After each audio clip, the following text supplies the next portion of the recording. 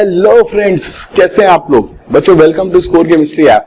सो दोस्तों, आज हम लोगों का जो टॉपिक है वो है बच्चों इलेक्ट्रोकेमिस्ट्री का एक बहुत इंपॉर्टेंट जो मोस्टली लोग इग्नोर कर देते हैं, दैट इज सेकेंडरी सेल या फिर लेड स्टोरेज बैटरी। और उसके बाद हम लोग पढ़ेंगे फ्यूल सेल और फिर कोरोजन के बारे में। बच्चों ये तीनों हमारे बहुत छोटे छोटे सेक्शंस हैं और मेरा मानना है कि ये जो चीजें हैं, क्योंकि ये काफी हद तक बच्चों एप्लीकेशन बेस्ड हैं, सो ये काफी इंपॉर्टेंट हो जाती हैं। और मैं जब से पढ़ा रहा हूँ तब से मैं हमेशा इनको बोलता हूँ, यार ये एप्लीकेशन वाली चीजें एग्जाम में बनती हैं, क्योंकि एग्जामिनर चाहता है कि जिस चीजों का डे टू डे लाइफ में अप्लाई हो रहा है आपको उसके बारे में नॉलेज होनी चाहिए। प्लस अगर वो चीज एनसीईआरटी में, तब तो वो बहुत ज्यादा इंपॉर्टेंट हो जाती है। सो कहने को तो बहुत सारे सेल हैं, हमारा ड्राई सेल है, हमारा लेड स्टोरेज बैटरी है, लेकिन बेटा सेकेंडरी सेल, अब आप देख लो बेटा, हर घर में इन्वर्टर होता है, हर जगह, हर गाड़ी में, हर कार में, सब जगह बैटरी लगी होती है। तो ये जो बैटरी है हमारी सेकेंडरी सेल वाली बैटरी है बच्चों, लेड स्टोरेज बैटरी है, it is basically rechargeable battery. ये रिचार्जेबल बैटरी अच्छी होती है, एनवायरमेंट फ्रेंडली है, क्योंकि आप इसे बार बार रिचार्ज करते हैं। प्लस जब ये बैटरी खराब हो जाती है तो इसको रिसाइकलिंग हो जाती है, इसका सारा का सारा लेड, इसका सारा का सारा एसिड, पूरी की पूरी बॉडी रिसाइकल हो जाती है। तो ये एनवायरमेंट के लिए काफी फ्रेंडली है। ऑल्दो इसमें लेड यूज हो रहा है, लेकिन ये एनवायरमेंट के लिए फ्रेंडली है बिकॉज इट इज रिसाइक्लेबल। ठीक है गाइस, तो ये जो सेकेंडरी सेल है ये बहुत इंपॉर्टेंट और एप्लीकेशन की चीज है। और आज हम लोग अपनी लाइफ को, अपनी पढ़ाई को भी बिना सेकेंडरी सेल, बिना बैटरी, बिना इन्वर्टर के बच्चों इमेजिन भी नहीं कर सकते। तो ये बच्चों आज हम लोग पढ़ेंगे इन्वर्टर सेकेंडरी सेल के बारे में। ठीक है, उसके बाद हम लोग देखेंगे बच्चों फ्यूल सेल के बारे में। फ्यूल सेल क्या चीज है? फ्यूल सेल बच्चों सबसे तगड़ा सेल है। जितने भी गैल्वेनिक सेल होते हैं उन सब में सबसे तगड़ा सेल होता है बच्चों फ्यूल सेल। ये इतना तगड़ा होता है कि इसको कहाँ यूज करते हैं? इसको यूज करते हैं रॉकेट में, इसे यूज करते हैं मिसाइल में। ये बड़ी बड़ी चीजों को पावर करता है यार। छोटे ट्रैक्टर को कौन पावर करेगा? Secondary cell. लेकिन रॉकेट को कौन पावर करेगा? Fuel cell. फ्यूल सेल की पावर छिपी हुई है इसमें। जो रिएक्शन हो रही है बच्चों वो हो रही है हमारी दुनिया की सबसे powerful reaction, H2+O2 forming H2 वाली reaction. It is so powerful कि ये एकदम बूम ब्लास्ट कर देती है ये। सो फ्यूल सेल के बारे में पढ़ेंगे, जो कि बहुत ही पावरफुल सेल होता है, उसके बारे में बात करेंगे। और लास्ट में दोस्तों हम लोग बात करेंगे हमारी डे टू डे लाइफ में सब जगह मौजूद एक बहुत कॉमन प्रॉब्लम, जो लगती तो छोटी है लेकिन घाव बहुत बड़े बड़े करती है, that is all about corrosion. बच्चों कोरोजन एक ऐसी चीज है जो कि मतलब धीरे धीरे हमको पंगे कर देती है। और जब ये पंगे बहुत बड़े हो जाते हैं तो लेट्स से कई बार शिप क्रैश हो जाता है, कई बार प्लेन क्रैश हो जाता है, कई बार पूरी की पूरी बिल्डिंग गिर जाती है, कई बार पूरा ब्रिज कोलैप्स कर जाता है। And the reason behind it corrosion. ठीक है, सो एक छोटी सी प्रॉब्लम लेकिन बहुत बड़े बड़े इंडस्ट्रियल डैमेज करती है, उसके बारे में बात करेंगे। ठीक है, तो ये सारी चीजों को दोस्तों हम लोग देखेंगे आज के लेक्चर में। चलिए दोस्तों अपने लेक्चर आज शुरू करते हैं। बात करते हैं हम लोग अपने सेकेंडरी सेल से। बच्चों देखिए सेकेंडरी सेल क्या होता है? सेकेंडरी सेल वो सेल होता है which is rechargeable. Rechargeable cell को हम लोग सेकेंडरी सेल कहते हैं। जो प्राइमरी सेल होता है उसकी सिंगल लाइफ होती है, यूज किया फेंक दिया। और सेकेंडरी सेल होता है जो रिचार्ज कर सकते हैं। अब देखिए इसमें बच्चों बहुत इंटरेस्टिंग चीज होती है। जब हमारा सेकेंडरी सेल को जब हम रिचार्ज कर रहे होते हैं, जब हम उसको चार्ज कर रहे होते हैं, सो चार्जिंग के दौरान बच्चों क्या हो रहा है? आप एक इलेक्ट्रिसिटी प्रोवाइड कर रहे हैं, आप डीसी करंट प्रोवाइड कर रहे हैं, आप डीसी करंट प्रोवाइड कर रहे हैं। और ये डीसी करंट के द्वारा इसके अंदर कुछ रिएक्शंस होती हैं और उस रिएक्शंस के द्वारा ये अपने आप को पावरफुल कर लेता है। और पावरफुल करने के बाद जब डिस्चार्जिंग होती है तो ये हमें करंट देता है। So what happens during charging? बच्चों चार्जिंग के दौरान you are carrying out some chemical reaction at the expense of electrical energy, or I can say that we are carrying out a reaction, the reaction which is non-spontaneous. Since non-spontaneous क्योंकि अगर वो reaction spontaneous होती तब तो बिना बिजली के भी हो जाती, बिना करंट के भी हो जाती। So we are carrying out a non-spontaneous reaction at the expense of electrical energy. So बेटा ये जो सेल होता है बेटा, ये चार्जिंग के दौरान क्या बन जाता है? Electrolytic cell. इसमें इलेक्ट्रोलिसिस होती है चार्जिंग के दौरान। इलेक्ट्रोलिसिस की डेफिनेशन क्या बताई थी? Electrolysis is a process in which non-spontaneous reaction is carried out at the expense of electrical energy. यहाँ पर वही चीज हो रही है। और जब ये डिस्चार्ज होता है, जब ये सेल बच्चों डिस्चार्ज होता है तो डिस्चार्ज के दौरान यहाँ पर गैल्वेनिक सेल का काम हो जाता है एक तरह से, ये एक तरह से हमारे लिए बैटरी बन जाती है। ठीक है गाइस, तो ये यहाँ पर सीन होता है, ये यहाँ पर सीन होता है। ठीक है, अब देखिए ये सेल में क्या रिएक्शन होती है, क्या फंडे होते हैं, आइए चलिए उसके बारे में बात करते हैं। लेकिन सबसे मजेदार चीज बच्चों ये है कि ये एक सेल में दोनों तरह के सवाल बन सकते हैं।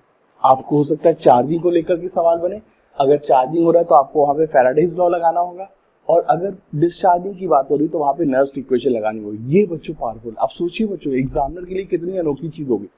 एक सिंगल कंसेप्ट से उसने आपका सेकेंडरी सेल का कंसेप्ट प्रूव कर लिया, उसने आपसे लेड स्टोरेज बैटरी की रिएक्शंस को टेस्ट कर लिया, और बच्चों उसने आपसे गैल्वेनिक सेल और फैराडेज लॉ के फंडे भी उसने क्लियर कर लिए। तो इसलिए बच्चों ये बहुत बहुत इंपॉर्टेंट टॉपिक है, और यकीन मानिए बच्चों ये मैं एकदम ओपन प्लेटफॉर्म पे बोल रहा हूँ बच्चों, ओपन प्लेटफॉर्म पे बोल रहा हूँ। इसके ऊपर बच्चों पास्ट में 1-2 सालों में सवाल दिखने शुरू हो गए, पहले भी आए लेकिन उतने फ्रीक्वेंट नहीं थे। लेकिन बच्चों मैं डेफिनेटली बोल रहा हूँ आगे आने वाले 3 से 4 सालों में इसके ऊपर जो सवाल होंगे बहुत फ्रीक्वेंट होंगे। गैल्वेनिक सेल के ऊपर, ये सेकेंडरी सेल के ऊपर बहुत फ्रीक्वेंट सवाल आने वाले हैं। आप लोग जो इस वीडियो को देख रहे हैं, हो सकता है जब आप लोग बच्चों एग्जाम देने जाएंगे, हो सकता है बच्चों आपको सेकेंडरी सेल का क्वेश्चन एग्जाम में मिल सकता है। ठीक है, तो चलिए बच्चों इस इंपॉर्टेंट टॉपिक के बारे में देखता हूं और आपको बताता हूं कि कौन इसमें एनोड है, कौन इसमें कैथोड है। चलिए उस पे आते हैं। जब हमारा ये सेकेंडरी सेल, जब ये लेड स्टोरेज बैटरी हमारे बच्चों जब डिस्चार्ज हो रही है, जब ये करंट सोर्स के तौर पे काम कर रही है, जब ये बैटरी का काम कर रही है, तो वहां पे बच्चों जो ये रिएक्शन होती है, हमारी ये रिएक्शन होती है वहां पे, as we all know that left side में जो बंदा होता है दैट इज एनोड, और जो राइट साइड में बंदा होता है दैट इज कैथोड। ठीक है, लेफ्ट साइड में होगा एनोड, राइट साइड पे होगा कैथोड। अब बच्चों एनोड पे सीन क्या हो रहा है, एनोड पे हमारे पास लेड है, PbS, and it is getting converting into PbSO4।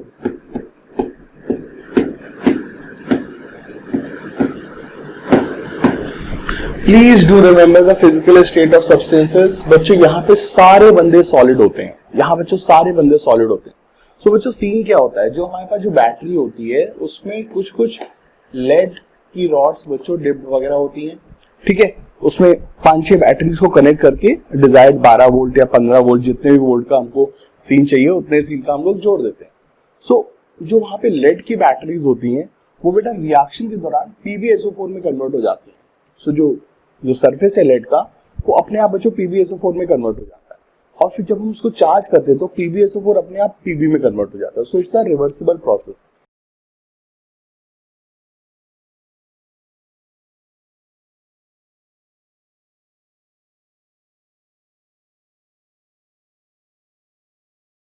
Friends देखिए, अब हम लोग इसके बारे में कुछ इंपॉर्टेंट चीजों के मैं आपको बताता हूं। मैं देखिए होता क्या है, जब Pb और PbO2 जब हमारा PbSO4 में कन्वर्ट कर रहे होते हैं, तो जो Pb और PbO2 का जो वेट है उसकी तुलना में बच्चों PbSO4 का वेट काफी अधिक होता है।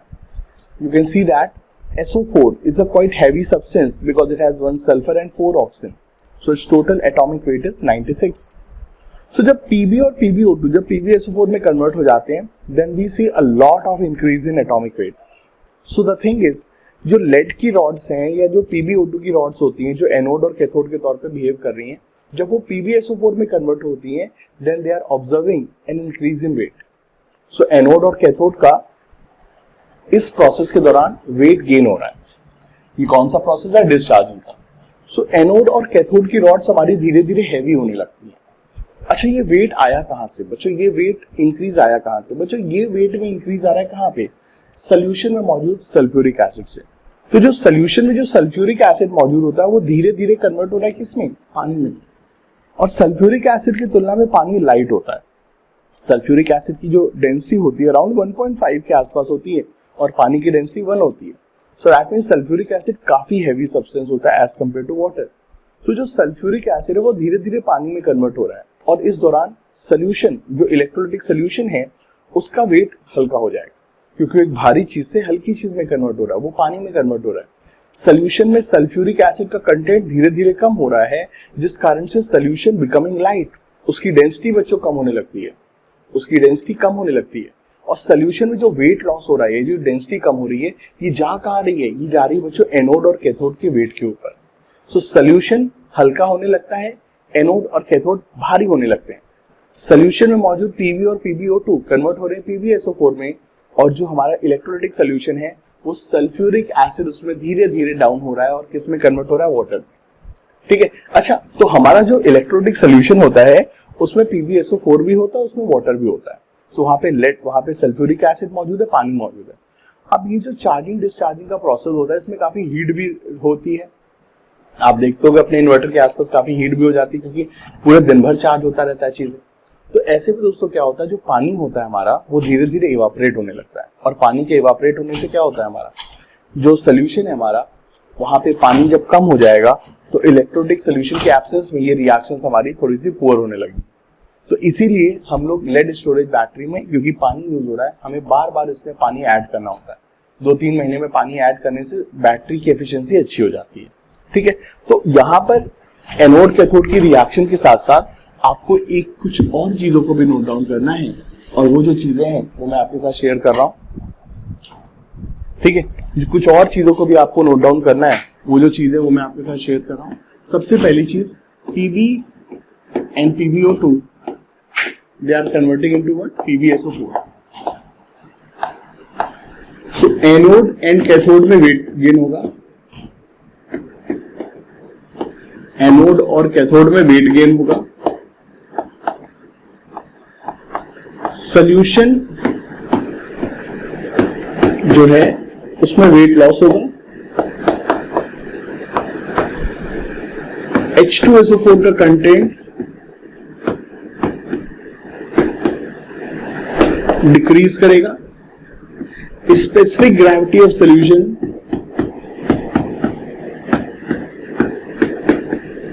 डिक्रीज करेगी। बच्चों डिस्चार्जिंग के दौरान इन सब चीजों का आपने ध्यान रखना है। डिस्चार्जिंग के दौरान इन सब चीजों का ध्यान रखना है। ये सब चीजों के ऊपर more than one correct answer questions बन सकते हैं।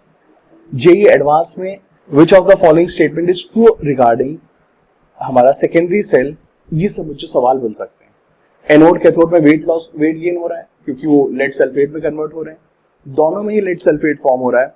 सल्फ्यूरिक एसिड जो सोल्यूशन में मौजूद है वो धीरे धीरे कम हो रहा है क्योंकि वो सल्फेट में कन्वर्ट हो जा रहा है, and that is transforming into water. और सोल्यूशन की डेंसिटी कम होगी क्योंकि उसमें से सल्फ्यूरिक एसिड जा रहा है, और एनोड कैथोड का वेट गेन होगा। ये बच्चों कुछ छोटी छोटी बातें लेकिन बहुत मोटी बातें। ठीक है, अब चलिए बच्चों आगे बढ़ते हैं, इसके रिवर्स प्रोसेस को समझते हैं। इसका जो रिवर्स प्रोसेस है उसके बारे में आइए चलिए बात करते हैं। चार्जिंग के दौरान, पहले सॉरी हमने डिस्चार्जिंग की बात की, बात करते हैं चार्जिंग के दौरान।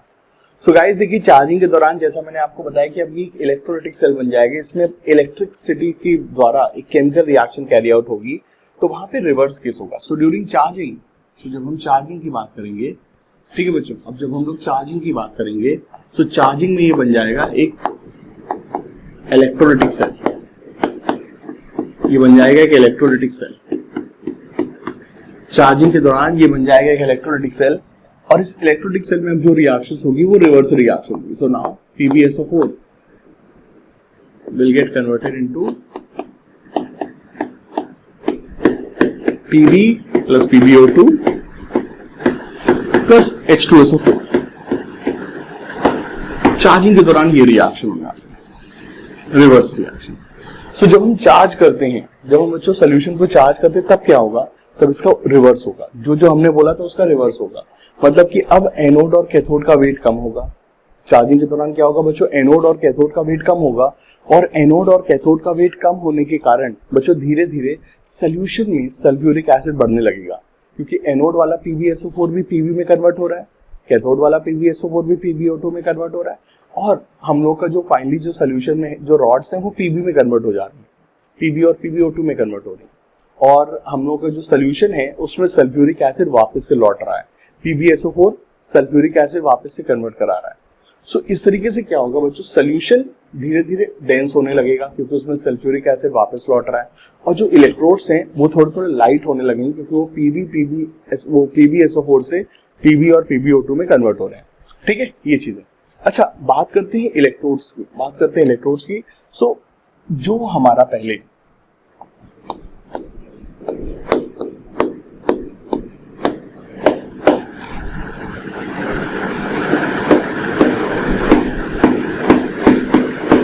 जो दोस्तों हमारा पहले ये चेंज हो रहा था, जो दोस्तों पहले हमारा ये चेंज हो रहा था, अब हमारा इसका रिवर्स चेंज हो रहा है। अब दोस्तों हमारा इसका रिवर्स चेंज हो रहा है। So we know that anode हमेशा वही होगा जो हमारा जहां पे ऑक्सीडेशन हो रहा है, कैथोड हमेशा वही होगा जहां पे हमारा रिडक्शन हो रहा है। So guys can you see that कहां पे अब ऑक्सीडेशन हो रहा है? सो PbSO4 से PbO2, now this is oxidation, now this is oxidation. So PbSO4 और PbO2 वाला जो केस है वो अब एनोड हो जाएगा। So now this will become anode. So during charging PbSO4 से PbO2 वाला जो केस है ये हमारा बच्चों अब एनोड हो जाएगा। PbSO4 से PbO2 वाला जो केस है ये बच्चों हमारा एनोड हो जाएगा। और जो PbSO4 से PbO2 वाला जो केस है ये हमारा अब कैथोड हो जाएगा। ठीक है, ये चीज। सो बेसिकली होता भी सीन यही बच्चों, कभी भी अगर हमने इलेक्ट्रोलाइटिक सेल और गैल्वेनिक सेल के फंक्शन को देखे तो वो उल्टे फंक्शन है, उनके जो फंक्शन है पूरा उल्टे हैं। एक इलेक्ट्रिसिटी ले रहा है, एक इलेक्ट्रिसिटी दे रहा है। तो जब ये बैटरी भी जब बच्चों हमारी उल्टी तरीके से बिहेव करेगी तो इनके फंक्शन भी बदल जाएंगे। जो पहले हमारा एनोड है बैटरी के दौरान, वो जब हमारी चार्जिंग होगी तो उस दौरान वो कैथोड बन जाएगा, क्योंकि अब यहाँ पर क्या होगा, उल्टा प्रोसेस होगा। और उल्टे प्रोसेस में PbSO4 जब Pb में जाएगा then it is going to be reduction. So discharging के दौरान ये हमारा एनोड है, बट चार्जिंग के दौरान ये कैथोड बन जाएगा। ठीक है, और डिस्चार्जिंग के दौरान ये कैथोड है, बट चार्जिंग के दौरान ये एनोड बन जाएगा, क्योंकि रिएक्शन रिवर्स हो जा रही है। ठीक है, तो इस चीज पर भी बच्चों थोड़ा सा ध्यान रखना कि एनोड और कैथोड की पोलैरिटी चार्जिंग और डिस्चार्जिंग में बदल जाएगी। Spontaneous, non spontaneous, forward process spontaneous है, बैकवर्ड प्रोसेस नॉन स्पॉन्टेनियस है, तो चीजों की पोलैरिटी बच्चों बदलनी पड़ेगी। प्लीज डू रिमेंबर एनोड क्या होता है, प्लस माइनस नहीं होता है। एनोड क्या होता है, प्लस माइनस नहीं होता है। एनोड वो होता है जहां पे ऑक्सीडेशन होता है, कैथोड वो होता है जहां रिडक्शन होता है। That is the universal definition. और अगर मैं पोलैरिटी की बात करूं तो बच्चों पोलैरिटी में मामला गलत हो जाता है, पोलैरिटी में बच्चों मामला गलत हो जाएगा। ठीक है बच्चों, हम लोग पढ़े हुए हैं कि गैल्वेनिक सेल में, हमने पढ़ा हुआ है कि गैल्वेनिक सेल में बैटरी में, हमने बच्चों पढ़ा हुआ है कि बैटरी में जो एनोड होता है वो नेगेटिवली चार्ज होता है और जो कैथोड होता है वो पॉजिटिवली चार्ज होता है। ठीक है, बैटरी में जो एनोड होता है वो नेगेटिव चार्ज होता है, जो कैथोड होता है वो पॉजिटिवली चार्ज होता है। ठीक है, ये चीज दोस्तों अपन ने पढ़ी हुई है। याद है जिंक वाले केस में जिंक इलेक्ट्रॉन लूज करता था, उस इलेक्ट्रॉन के कारण एनोड पे नेगेटिव चार्ज हो जाता था, और कॉपर आयन चला जाता था कैथोड पे, तो उसके कारण वो पॉजिटिव चार्ज हो जाता था। सो बैटरी में ये सीन होता है। लेकिन दोस्तों जब हम इलेक्ट्रोलाइटिक सेल की बात करते हैं, तो इलेक्ट्रोलाइटिक सेल में सीन उल्टा होता है। इलेक्ट्रोलाइटिक सेल में anode is positive and cathode is negative. ठीक है, तो ये चीजें दोस्तों हम लोगों ने पता की हुई हैं, और फंक्शन बदल रहे हैं, पोलैरिटी बदल रही है, रिएक्शन बदल रही है। चार्जिंग डिस्चार्जिंग में कुछ नहीं करना है, बस उल्टा करना है। अब बच्चों आप लोग मुझे इस पूरे के पूरे प्रोसेस को समराइज कराना चाहें और कहें कि सर हमें अल्टीमेटली याद क्या करना है, तो बच्चों आपको सिर्फ ये चीज याद करनी है क्या, कि बच्चों ये सेकेंडरी सेल में चार्जिंग के दौरान ये रिएक्शन होती है, charging 2PbSO4 solid plus 2H2O forming Pb plus PbO2 plus 2H2SO4। बस ये याद रखना बच्चों, चार्जिंग के दौरान ये रिएक्शन होती है और डिस्चार्जिंग के दौरान ये रिएक्शन होती है। बस इतना याद रखो, वरना तो बेटा सारी चीजें डन नहीं, डन।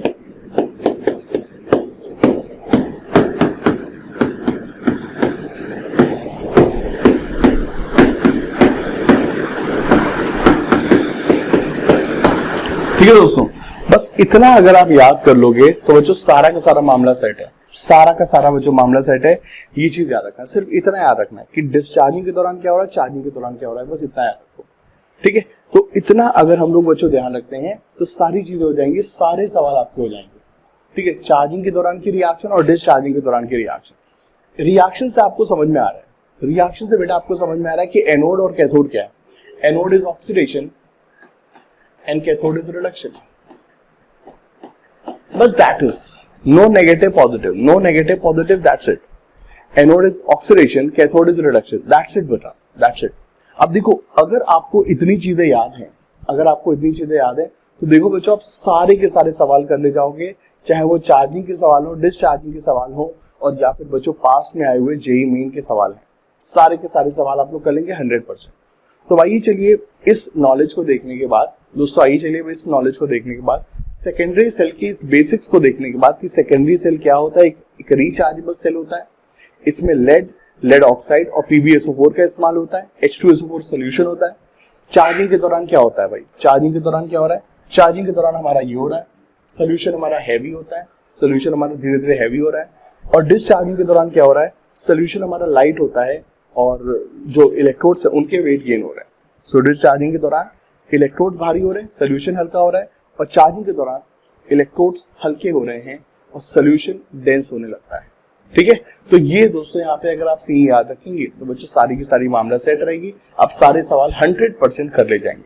चलिए आपको सवाल कराता हूँ इसके ऊपर। फ्रेंड्स, आते हम लोग अपने बहुत ही प्यारे सवाल पे, एक बहुत ही प्यारा हल्का सवाल जो कि कंसेप्चुअली बहुत डीप है।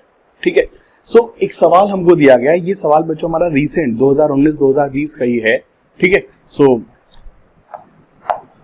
2019 जेईई मेन में बच्चों ये सवाल अपना है। ठीक है, बहुत ही रिसेंट आया हुआ सवाल है ये, और इस सवाल में हमसे ये पूछा जा रहा है। अब चलिए बच्चों सवाल को जरा सा यहाँ पे देखते हैं हम लोग। तो सवाल में हमको ये दिख रहा है the anodic half cell, the anodic half cell. Please do remember, यहाँ पर किसकी बात हो रही है बच्चों, सिर्फ एनोडिक हाफ सेल की बात हो रही है, और ये है बच्चों सवाल का की point. The anodic half cell of lead storage battery is recharged. Okay, so charging की बात हो रही है बच्चों। ठीक है, is recharge using electricity of 0.05 Faraday, मतलब फैराडे लॉ का सवाल है, इलेक्ट्रोलाइटिक सेल का सवाल है। वही तो मैंने बोला था बच्चों, लेड स्टोरेज बैटरी में सेकेंडरी सेल ये जो है हमारा, ये जब चार्ज होता है तो बन जाता है इलेक्ट्रोलाइटिक सेल, और जब डिस्चार्ज होता है तो बन जाता है क्या, एक तरह की बैटरी। ठीक है, तो ये दोस्तों यहाँ पर सीन है, is recharge using electricity of 0.05 Faraday. Very good. The amount of PbSO4 electrolysed in gram during the process.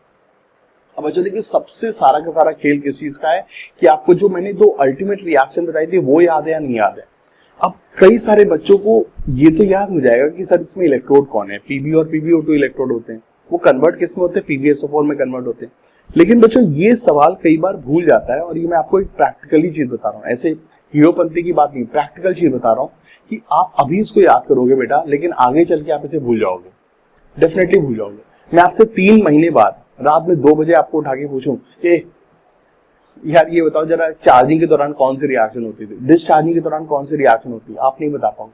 100% बता रहा हूँ यार, 10 साल से जो चीज कर रहा हूँ उसको मुझे पता है कि कौन से बच्चे किस चीज में आगे चल के कंफ्यूज होंगे। सो आप बेटा आगे चल के चार्जिंग डिस्चार्जिंग में आप कंफ्यूज हो जाओगे। सो इसलिए आपको सीधी बस एक चीज याद रखनी है, CS।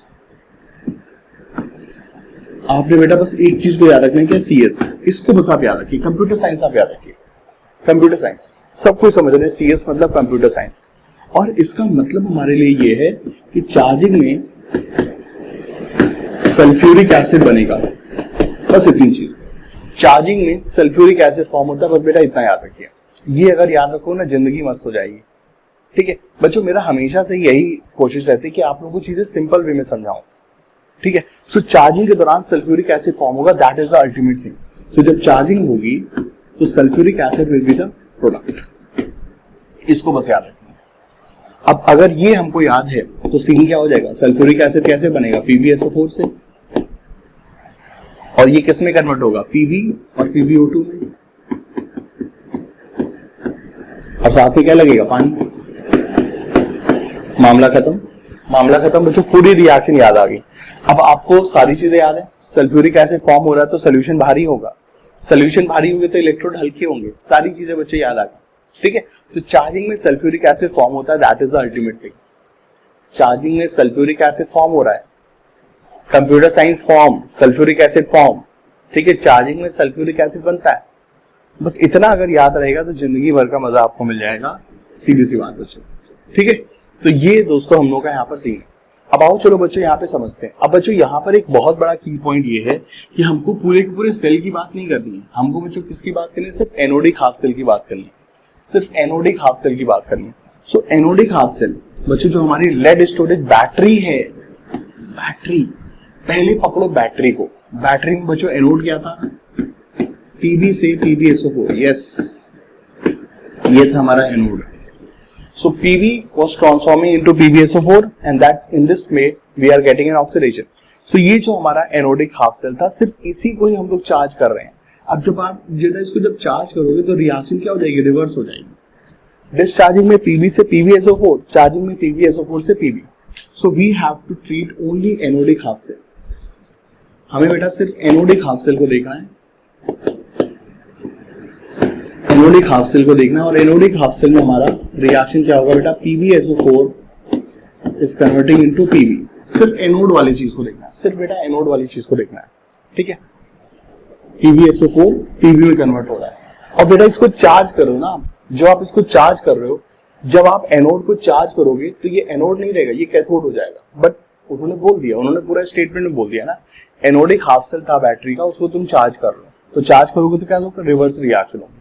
अब बस मामला बच्चों सेट है, पूरा मामला पूरा सेट है। ये हमको बच्चों सब कुछ सामने आ गया है। तो इसको अपन चार्ज कर, चार्जिंग में रिएक्शन रिवर्स करानी है। पीबी से PbSO4 था डिस्चार्जिंग में, तो चार्जिंग में PbSO4 से पीबी। हमें सिर्फ एनोड से मतलब है, पूरे सेल से मतलब होता तो पूरी रिएक्शन पे आता, बट यहाँ पे सिर्फ एनोड से मतलब है। अब बस मामला सेट है, बस बच्चों मामला सेट है। अब बच्चों देखो यहाँ पर हमारा फैराडेज लॉ लगेगा। फैराडे लॉ में मैंने आपको क्या बोला था, याद करो क्या बोला था, किसी भी सब्सटेंस के अगर मुझे 1 मोल को चाहिए, किसी भी सब्सटेंस के 1 मोल को अगर इलेक्ट्रोलाइज कराना है तो कितना चार्ज चाहिए होता है, n Faraday, where n was the valency factor. और किसी भी सब्सटेंस के 1 इक्विवेलेंट को, किसी भी सब्सटेंस के 1 इक्विवेलेंट को अगर इलेक्ट्रोलाइज कराना है तो कितना चार्ज चाहिए, 1 फैराडे। सो 1 फैराडे से होता है 1 इक्विवेलेंट और 1 मोल होता है n फैराडे से, where n was the valency factor. In this case the valency factor is 2। In this case the valency factor is 2, क्योंकि एक मॉलिक्यूल में कितने का ऑक्सीडेशन नंबर चेंज हो रहा है, 2 का। सो +2 से 0 जा रहे हैं, ठीक है। So in this case the valency factor is 2। So 1 mole PbSO4 होगा बेटा कितने में, 2 फैराडे में। 1 मोल PbSO4 कितने में होगा बेटा, 2 फैराडे में होगा, क्योंकि वैलेंसी फैक्टर 2 है। अपन के पास कितना फैराडे है बेटा, 0.05 फैराडे। तो 0.05 कितने में होगा, यूनिटरी कैलकुलेशन 1/2 into 0.05 ना, which will be 0.025 मोल होगा, ठीक है। 0.025 मोल हमारा 0.05 फैराडे में काम सेट होगा। So number of moles of PbSO4, moles of PbSO4 0.025 Faraday. और इसको अगर मैं वेट में कन्वर्ट करूं, सो 0.025 इंटू मॉलिक्यूलर वेट 303, और ये बेटा अगर मैं सॉल्व करता हूं तो ये मेरा आ जाएगा अराउंड, ये बच्चों हमारा हो जाएगा 7.575 ग्राम। तो ये दोस्तों हो जाएगा हमारा 7.575 ग्राम, मतलब कि 7.6। तो इस सवाल का बच्चों सही आंसर होगा कितना, सी ऑप्शन 7.6 ग्राम, ठीक है। सिर्फ एनोड में कितना बनेगा, 7.6 ग्राम। अच्छा अगर मान लीजिए बच्चों अगर मान लीजिए, चलिए अच्छा आगे बढ़ने से पहले एक बार इसको रिकॉल करा देता हूं। सवाल में सिर्फ एनोडिक हाफ सेल की बात की थी, तो सिर्फ एनोड वाले PbSO4 को कंसीडर करना है। एनोड वाला PbSO4 कैसे बनेगा, इसके जो ये रिएक्शन इसके रिवर्स है। एनोड में बैटरी के दौरान क्या रिएक्शन होती है, PbSO4 में जाता है, चार्जिंग के दौरान उसको उल्टा काम करना होगा। So PbSO4 will get transform into P B, ठीक है। सवाल पूछ रहा था amount of PbSO4 electrolysed, amount of PbSO4 electrolysed in gram during the process, कहां पे, इन एनोडिक हाफ सेल। तो बेटा ये बस सीधे सीधा काम कर लिया। सीन क्या होता था, 1 मोल 2 फैराडे से होगा, तो 0.05 फैराडे से कितना होगा, सीधे सीधे निकाल लिया। नंबर ऑफ मोल्स आ गया PbSO4 का, वेट निकाल लिया, number of moles into molecular weight करके, दैट इज द सीधा सीधा कैलकुलेशन। अब बेटा इस सवाल में अगर हम एक चेंज की बात करें, अगर मान लीजिए बच्चों हमसे इस सवाल में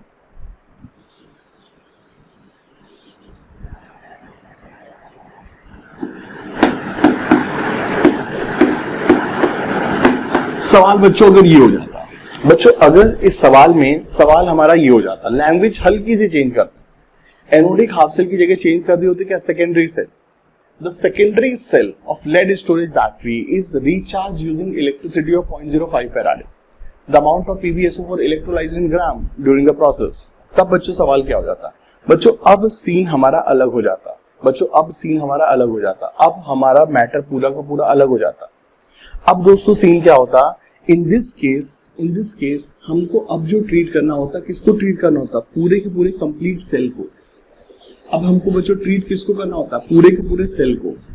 अब दोस्तों क्या होता है, जब इस केस की हम बात करते, कंप्लीट सेल की बात करते, तो क्या होता बच्चों? सो एक तरफ एनोड पर भी हमारी चार्जिंग हो रही है, एक तरफ कैथोड पर भी चार्जिंग हो रही है. एक तरफ एनोड पर, एक तरफ बच्चों एनोड पर बैटरी का जो एनोड था, जो पीबी से PbSO4 में जा रहा था, और एक तरफ कैथोड जो PbO2 से PbSO4 में जा रहा था. यहां पर भी आप चार्जिंग के दौरान PbSO4 को आप कन्वर्ट कर रहे हो पीबी में, और यहां पर भी चार्जिंग के दौरान PbSO4 को कन्वर्ट कर रहे हो PbO2. सो इस बार बच्चों क्या होता, ना सिर्फ एनोड पर PbSO4 हमारा क्या कहते हैं ट्रांसफॉर्म होता, बल्कि कैथोड वाला PbSO4 भी ट्रांसफॉर्म होता. सो इस बार जो रिएक्शन होती है PbSO4 की, वो दोनों तरफ रिएक्शन होती है. इस बार बच्चों जो रिएक्शन होती है वो दोनों तरफ होती है. ये वाला PbSO4 जब पीबी में जा रहा है, ये वाला PbSO4 जब पीबी में जा रहा है तो ये रिड्यूस हो रहा है, और ये वाला PbSO4 जब PbO2 में जा रहा है तो ऑक्सीडाइज हो रहा है. सो ऑक्सीडेशन के दौरान ये बंदा क्या करेगा? Oxidation is loss of electron. So ये 2 इलेक्ट्रॉन लूज करेगा. ऑक्सीडेशन के दौरान ये 2 इलेक्ट्रॉन लूज करेगा, और ये जो 2 इलेक्ट्रॉन लूज करेगा बेटा, ये जो 2 इलेक्ट्रॉन लूज करेगा, ये जो 2 इलेक्ट्रॉन लूज करेगा, यही 2 इलेक्ट्रॉन लेकर के PbSO4 पीबी में रिड्यूस होगा. ठीक है, तो ये ऑक्सीडेशन, ये रिडक्शन. सो इस बार हमारा क्या होता, सारा का सारा चीज डबल होता. एनोड पर भी PbSO4 मिलेगा, कैथोड पर भी PbSO4 डिस्चार्ज होगा. एनोड वाला भी डिस्चार्ज होगा, कैथोड वाला भी डिस्चार्ज होगा. सो इन दिस केस जो PbSO4 रिएक्ट करता, वो बेटा डबल रिएक्ट करता. डबल एनोड से भी कर रहा है, कैथोड से भी कर रहा है. ठीक है, ये दोस्तों यहाँ पर सीन हो जाती. सो अब की बार जो हमारा सीन होता वो डबल हो जाता. सो इन दिस केस अगर हमसे कंप्लीट सेल की बात करता, सो हमको एनोड प्लस कैथोड दोनों में ही बच्चों हमको ये सीन मिलता. और इस बार जो रिएक्शन हो जाती, क्या होती रिएक्शन बच्चों? इस बार जो रिएक्शन हो जाती वो क्या हो जाती रिएक्शन? इस बार हमारी रिवर्स रिएक्शन होती. इस बार दोस्तों हमारी रिवर्स रिएक्शन होती. ठीक है, इस बार दोस्तों हमारी रिवर्स रिएक्शन होती. ठीक है, सो इस बार हम लोगों का रिवर्स केस होता. PbSO4 दोनों तरफ, एनोड और कैथोड दोनों तरफ बच्चों रिएक्ट करता. So this time what will happen, 2 moles of PbSO4. ठीक है, कंप्लीट सेल में क्या होता है बेटा, 2 मोल PbSO4 की कंज्यूम होते by n faraday charge. n faraday charge. अब ये n फैराडे क्या होता, हमारा इस कंप्लीट, हमारा बच्चों इस कंप्लीट, ठीक है, हमारा बच्चों इस कंप्लीट प्रोसेस का ठीक है, ये तो बेटा चार्जिंग हो रही है, ये तो दोस्तों हमारा क्या हो रहा है, चार्जिंग हो रहा है. हमें डिस्चार्जिंग की बात करनी होती, हमें सॉरी, ये तो हम लोग का बच्चों चार्जिंग का सीन हो रहा है. ठीक है, चार्जिंग की बात करें. सो 2 मोल्स ऑफ PbSO4 हम लोगों का होता किससे, n फैराडे से. 2 मोल्स हम लोग का PbSO4 होता किससे बेटा, n फैराडे से. अब ये यहाँ पे n क्या होता है, इसके बारे में भी समझते हैं. PbSO4 जब पीबी में जा रहा है तो 2, PbSO4 जब पीबी में जा रहा है तो बेटा वो 2 हमारा ये रिडक्शन है, ये +2 से 0 में जा रहा है, ये हमारा रिडक्शन है. And reduction is gain of electron. तो ये 2 इलेक्ट्रॉन गेन कर रहा है. ठीक है, ये 2 इलेक्ट्रॉन गेन कर रहा है. और जब PbSO4 PbO2 में जा रहा है तो ये ऑक्सीडेशन है. And oxidation is loss of electron. It is losing 2 electron. ये 2 इलेक्ट्रॉन लूज कर रहा है. ठीक है, इसने 2 इलेक्ट्रॉन लूज किए, इसने 2 इलेक्ट्रॉन गेन किए. Loss gain loss gain loss gain पूरा हो रहा है. तो इस पूरे के पूरे सर्किट का जो n है, जितने इलेक्ट्रॉन का ट्रांसफॉर्म हो रहा है बैलेंस इक्वेशन में, बैलेंस इक्वेशन में कितने इलेक्ट्रॉन का ट्रांसफॉर्म हो रहा है, एनोड कैथोड में कितने इलेक्ट्रॉन का ट्रांसफॉर्म हो रहा है. एनोड ने oxidation loss of 2 electron, cathode reduction gain of 2 electron. Anode ने 2 इलेक्ट्रॉन दिए, कैथोड ने लिए, एनोड ने दिए, कैथोड ने लिए. सो पूरे के पूरे प्रोसेस में कितने इलेक्ट्रॉन बच्चों ट्रांसफॉर्म हो रहे हैं, 2. So in this case complete cell की बात हो रही है यार, कंप्लीट सेल की बात हो रही है. कंप्लीट सेल में 2 फैराडे चार्ज से हमको 2 मोल PbSO4 मिलेगा कंप्लीट सेल में. और अपने पास कितना है, 0.05 फैराडे. तो 0.05 फैराडे से कितना होता, 0.05 मोल PbSO4 होता. एंड 0.05 मोल PbSO4 का जब मैं वेट निकालता, तो 0.05 इंटू 303 ग्राम, ठीक है, 0.05 into 303 gram, and that thing would come out to be 15.2, ठीक है। तब हमारा ये जो आंसर आता बेटा कितना आता, 15.2 आता। सो ये इस सवाल में देखिए एक बहुत छोटा सा बच्चों चीज थी जिसको हमने ध्यान रखना है कि हमको जो सवाल गिवन था 2019 जेईई मेन के सवाल में, that was only anodic half cell. सिर्फ हमको क्या दिया था बच्चों, एनोडिक हाफ सेल दिया हुआ था, और जो हमको बातें करनी है सिर्फ एनोडिक हाफ सेल की बच्चों बातें करनी थी। लेकिन अगर मान लीजिए सवाल में हमसे कंप्लीट सेल की बात करता तो आंसर हमारा बच्चों डबल हो जाता, 15 ग्राम हो जाता, ठीक है। So that's how this question goes. चलिए चलते हैं अगले सवाल में। Friends welcome. सो बच्चों हम लोग अपना सेकेंडरी सेल को पढ़ रहे थे, लेड स्टोरेज बैटरी को पढ़ रहे थे, और मैंने अभी आपको 2019 या 2020 किसी एक साल का एक सवाल था, I hope that was a question of 2020, उसका बच्चों मैंने अभी आपको एक सवाल कराया था।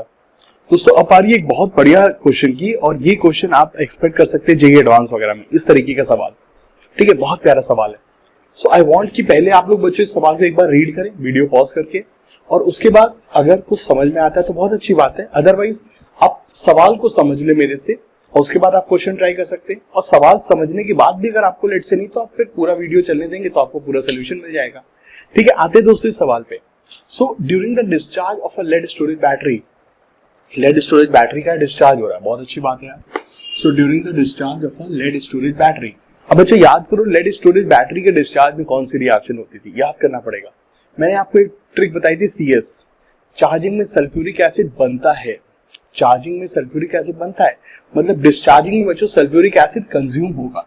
सो डिस्चार्जिंग की जो रिएक्शन थी बेटा वो थी हमारी PB, ठीक है, वो हमारी रिएक्शन थी बच्चों PbO प्लस PbO2, ठीक है। यहाँ पे डिस्चार्जिंग की बात हो रही है, तो इसमें बेटा क्या होगा, सल्फ्यूरिक एसिड कंज्यूम होगा, ठीक है। Pb plus PbO2 they will react with H2SO4 and they will get converted into क्या, twice of PbSO4, and in this reaction we will get 2 moles of water, everything is sorted out, ठीक है। तो ये बेटा हमारी reaction होती है। अब मैंने आपको क्या बताया था इसके बारे में, चार्जिंग में सल्फ्यूरिक एसिड फॉर्म होता है, मतलब चार्जिंग में रिवर्स रिएक्शन होती है, और डिस्चार्जिंग में ये रिएक्शन होती है।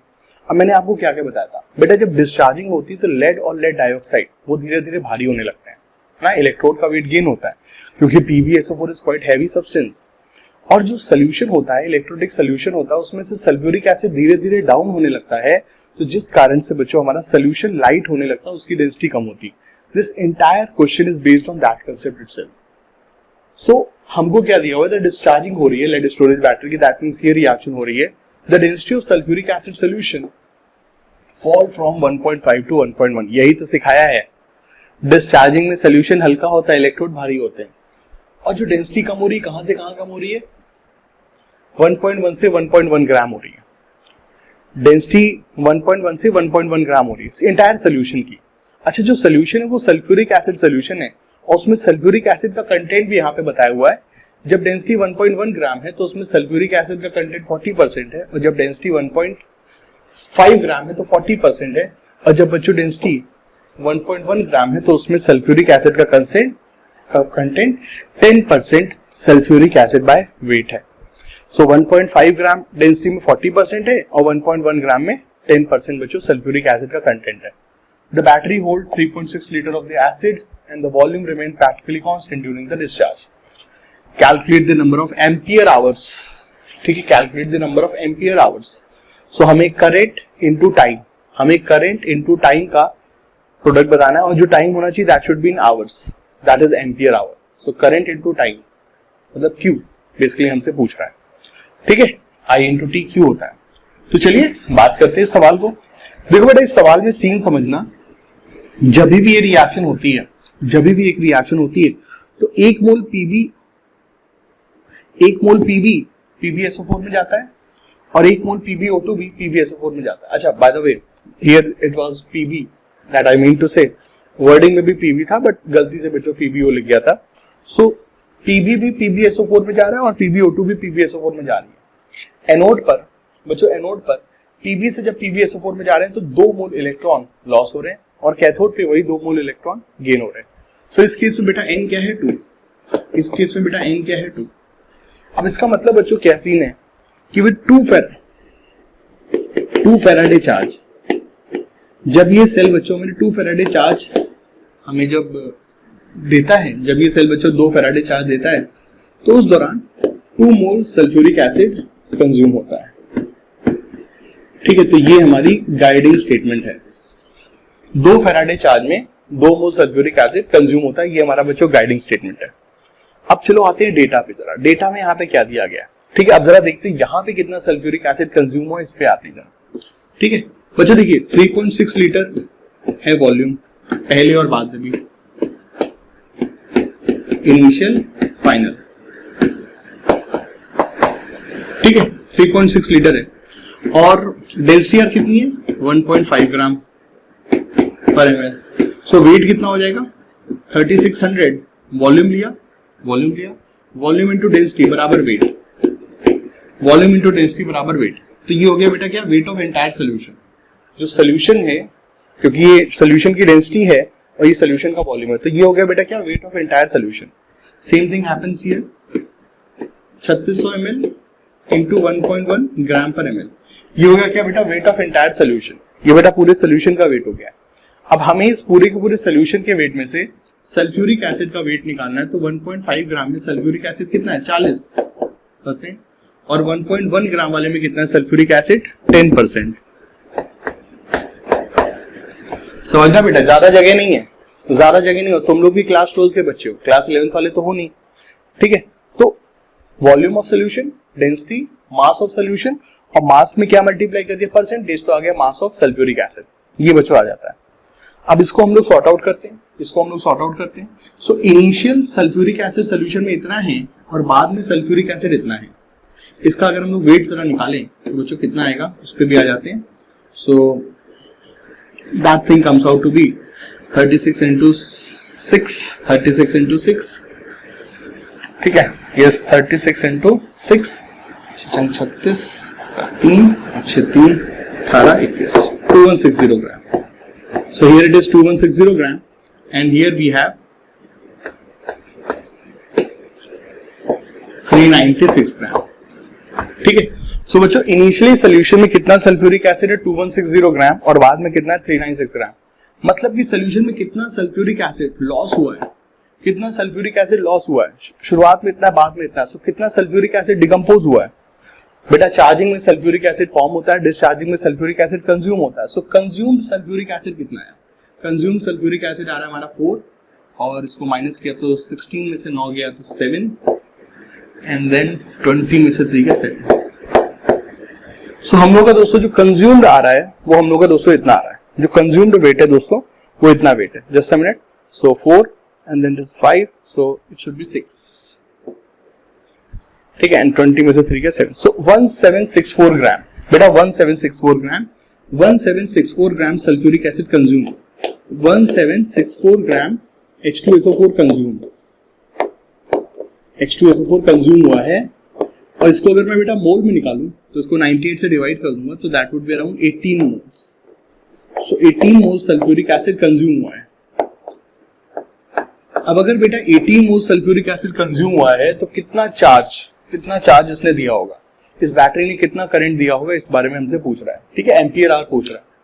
सो गाइडिंग स्टेटमेंट क्या था, 2 फैराडे चार्ज हमको मिलता है with 2 moles of sulphuric acid consumption. Every 2 moles of sulfuric acid consumption we are getting 2 farad of charge. So 18 mole में कितना चार्ज मिलेगा 18 Faraday. So 18 Faraday charge will be obtained 18 Faraday charge will be obtained। तो हमारी ये जो battery है बच्चों, ये अपने फंक्शनिंग के दौरान 18 फैराडे चार्ज हमको देगी। मतलब 18 इंटू 96,500 कूलम्स। और लेट से यार हमारी जो बैटरी है ये कितने एम्पियर आवर देगी। सो लेट से x एम्पियर आवर दे रही है। ठीक है, I into T, but this T is in hours, so इसको सेकेंड में कन्वर्ट करने के लिए इतना हो जाएगा। अब ये कूलम हो जाएगा। ये जो एम्पियर आवर है ये बच्चों कूलम में आएगा। So ampere into time in second, ampere into time in second equal to charge in coulombs. ठीक है, लेफ्ट साइड में भी चार्ज इन कूलम है, राइट साइड में भी चार्ज इन कूलम है। So ampere into time in second equal to हमारा charge in coulombs. So अगर हमने लेट से x एम्पियर आवर लिया है, मतलब x एम्पियर आवर्स हमको चार्ज मिल रहा है, तो उसको कूलम में कन्वर्ट करने के लिए 36 से हमने कन्वर्ट कर दिया। सो एम्पियर तो एम्पियर सही है, बट आवर हमारा सेकेंड में कन्वर्ट हो गया। Every 1 hour is equal to 36 second. So x hour is equal to 36 into x, ये हो गया अपना। और अब बस इसको अगर हम सॉल्व आउट कर लें, सो 18 इंटू 96,500 अपॉन 3600, ये x एम्पियर आवर हमको मिल जाएगा, ये x एम्पियर आवर बच्चों हमको मिल जाएगा। और इसको अगर हम सॉल्व करें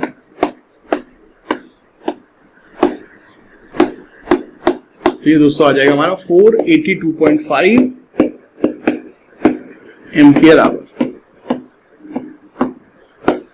482.5 एम्पियर आवर। इतना दोस्तों हमारा बैटरी जो है करंट देगी। It's a huge current guys, it's a huge current. और यही तो होता है हम लोग के घर में जो एक सिंगल बैटरी जो इन्वर्टर होता है, वो भी हमको घर में बहुत ह्यूज करंट देता है। इससे हमारी टीवी, फैन, लाइट सब कुछ बच्चों चल जाती हैं। सो ये बच्चों पावर है हमारी लेड स्टोरेज बैटरी की।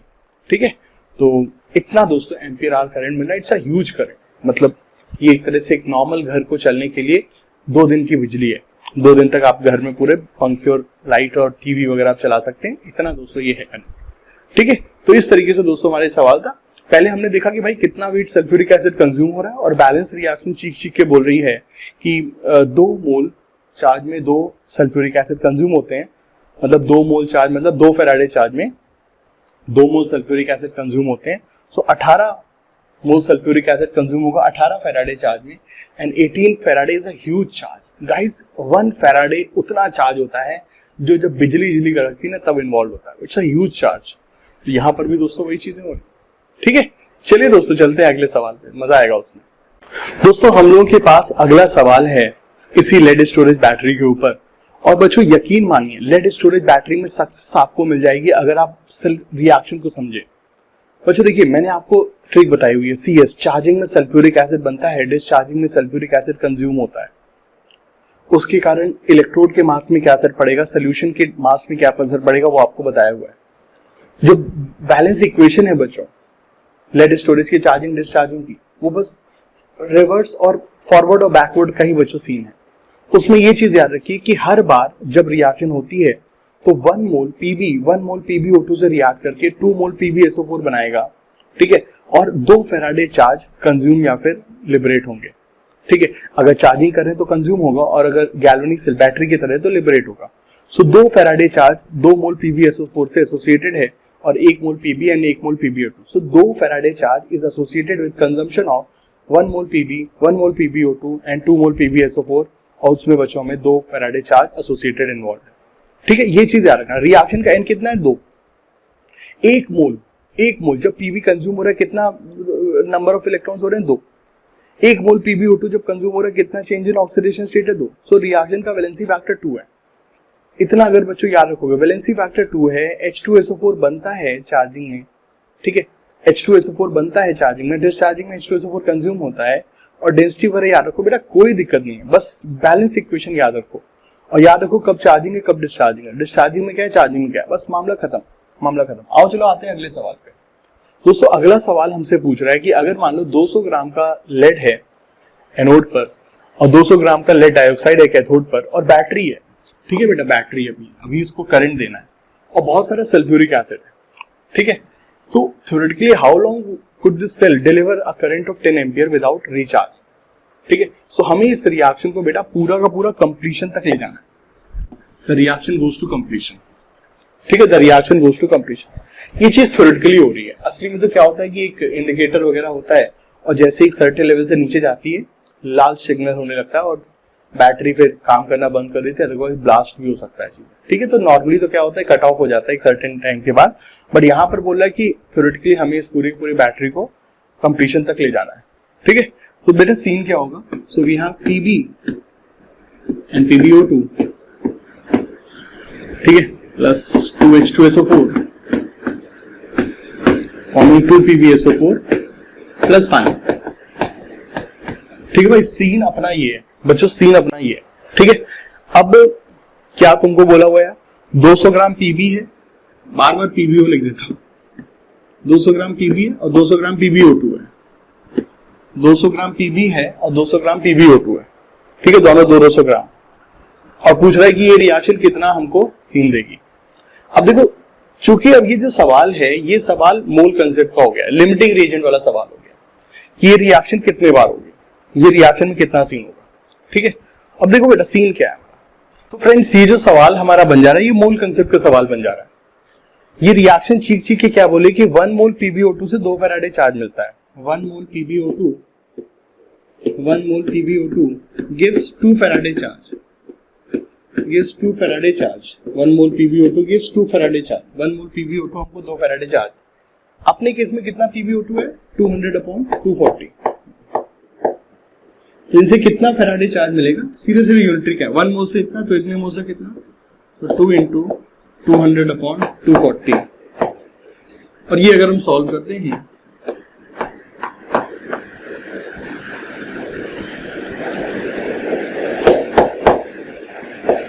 फाइव बाय 3 फैराडे सॉल्व करने पे दोस्तों ये वैल्यू आ जा रही है 5/3 faraday. So now we have 5/3 faraday charge. So charge आ गया 5/3 फैराडे। अब बताना है ये चार्ज कितने समय तक चलेगा अगर हम सर्किट से 10 एम्पियर करंट एक्सट्रैक्ट कर रहे हैं। सो बेटा चार्ज है, चार्ज को हमने IT से इक्वेट करना है। इस बार जो टाइम निकालना है वो आवर्स में, सेकंड्स में। तो सीधे सीधे Q बराबर IT, एंड Q कितना है 5/3 faraday. 1 faraday is 96,500 coulombs. So total we have charge that much coulomb. I 10 ampere, now t in seconds. Solve करते हैं इस चीज को बेटा, कितना आएगा, सॉल्व करेंगे इस चीज को। तो ये जो चीज हमारी निकल के आएगी, इसको मैं सीधे सीधे ओरली भी देख सकता हूं। तो that thing would comes out to be somewhere in between इतना। ये दोस्तों हमारा इतना 16,000 के आसपास आएगा। अगर आप चाहें तो इसको आप बच्चों सॉल्व भी कर सकते हैं। तो let's solve it for you. So 5 इसका 2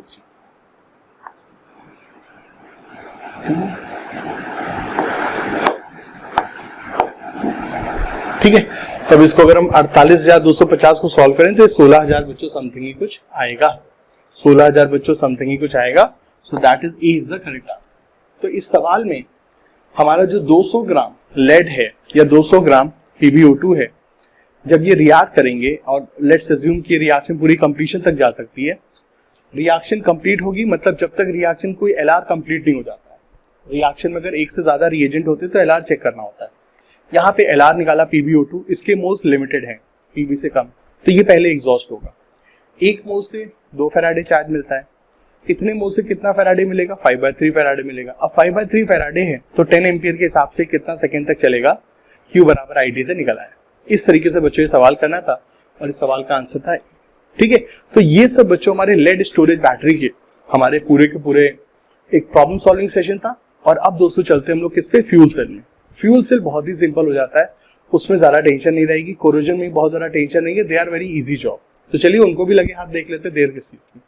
चलिए सब हम लोग आगे अपने अगले टॉपिक पे, और अगला टॉपिक है हमारा बच्चों फ्यूल सेल। देखिए दोस्तों, फ्यूल सेल का सीन क्या होता है। फ्यूल सेल हमारा एक बहुत ही फ्यूचरिस्टिक चीजें है। अभी तो बच्चों प्रेजेंटली फ्यूल सेल हमारा रॉकेट्स वगैरह, मिसाइल्स वगैरह में यूज होता है, बहुत हैवी पावर्ड इंजन वगैरह को फ्यूल करने के लिए यूज होता है। बट आगे चल के बच्चों फ्यूल सेल जो है ये हमारा एनर्जी का फ्यूचर होने वाला है। सो सीन क्या होता है बच्चों फ्यूल सेल में, फ्यूल सेल में हाइड्रोजन और ऑक्सीजन के बीच के जो कंबशन की एनर्जी होती है, दैट एनर्जी बच्चों, जो दैट एनर्जी है, ये जो एनर्जी है बच्चों, इस एनर्जी को डायरेक्टली बच्चों हम लोग कन्वर्ट करते हैं किसमें, इलेक्ट्रिसिटी में। This energy is converted into electricity. So it is basically a cell which is powered by hydrogen and oxygen. It's a cell which is powered by hydrogen and oxygen. अच्छा, इस reaction में हो क्या रहा है, hydrogen जो भी zero oxidation state में है ये +1 में जा रहा है। सो हाइड्रोजन है हमारा ऑक्सीडेशन मतलब एनोड, और ऑक्सीजन जो भी जीरो है वो भी जा रहा है -2, वो जा रहा है कहां पर, कैथोड। सो ऑक्सीजन जा रहा है बच्चों कहां पर, कैथोड पे। सो हाइड्रोजन एनोड है और ऑक्सीजन हमारा कैथोड है। सो फ्यूल सेल में जब हम बच्चों रिएक्शन की बात करें, बच्चों जब हम फ्यूल सेल में रिएक्शन की बात करें तो we can see that hydrogen oxidise हो रहा है ऑक्सीजन रिड्यूस हो रहा है, लेकिन अगर हमें इसको रिएक्शन की फॉर्म में लिखना है तो कैसे लिखेंगे? सो एनोड पे हमारा हाइड्रोजन है, सो H2 forming into 2H2O, oxidation is loss of electron, this plus 2OH minus. तो ये बच्चा हमारी रिएक्शन हो जाएगी एनोड की। और जब हम कैथोड की बात करेंगे, जब हम दोस्तों कैथोड की बात करें तो कैथोड पे सीन क्या होगा? We have O2, cathode reduction, reduction is gain of electron, so we will go for,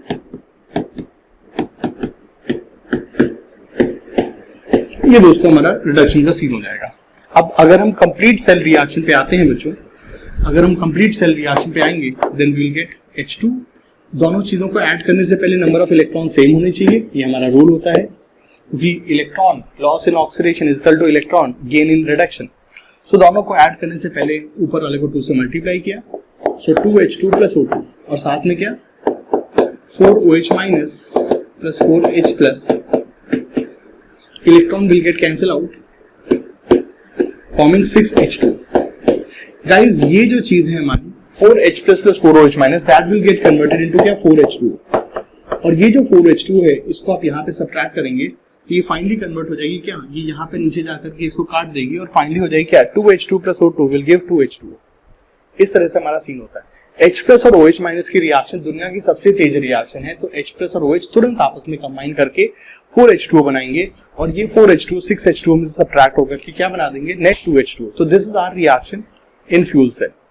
fuel cell का सबसे बड़ा एडवांटेज समझिए, यहाँ पर कोई बाय प्रोडक्ट नहीं है, यहाँ पर कोई बच्चों बाय प्रोडक्ट नहीं, यहाँ पर बाय प्रोडक्ट क्या है, वाटर है।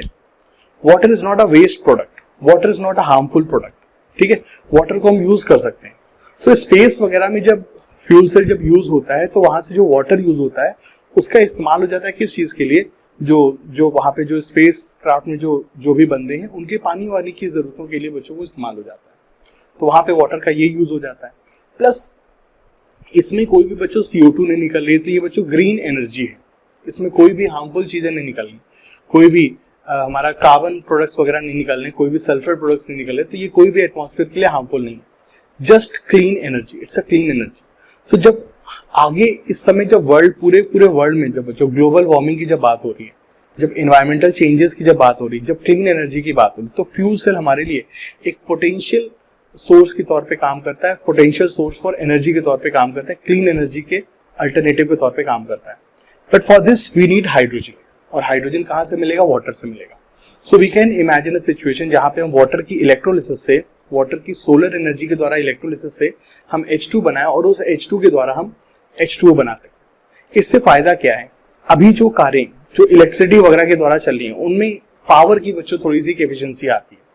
हम लोग हाइड्रोजन, हम लोग क्या इलेक्ट्रिक चीजों से क्या हम लोग ट्रक चला सकते हैं क्या, नहीं चला सकते, क्योंकि अभी समहाउ जो इलेक्ट्रिक इंजन वगैरह हैं उनमें पावर उतनी ज्यादा नहीं मिलती है। आप समझ सकते हैं ई रिक्शा वगैरह के जो एग्जाम्पल होते हैं, ठीक है, तो वहां पे इंजन अभी उनको उतने पावरफुल नहीं मिल पा रहे हैं, समहाउ ये एक चीज है।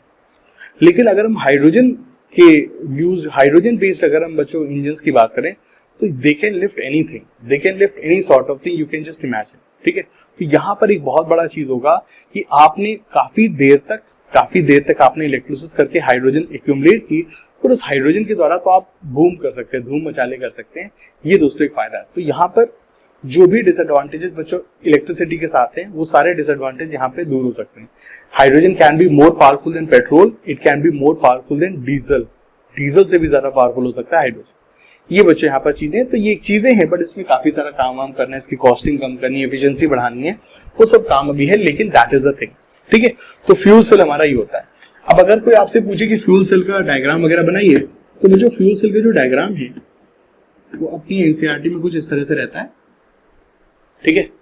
हमारे पास एक एंड से हमने हाइड्रोजन पुश करना है और एक एंड से हमने ऑक्सीजन पुश करना है, एक एंड से हाइड्रोजन पुश करना है, एक एंड से ऑक्सीजन पुश करना है।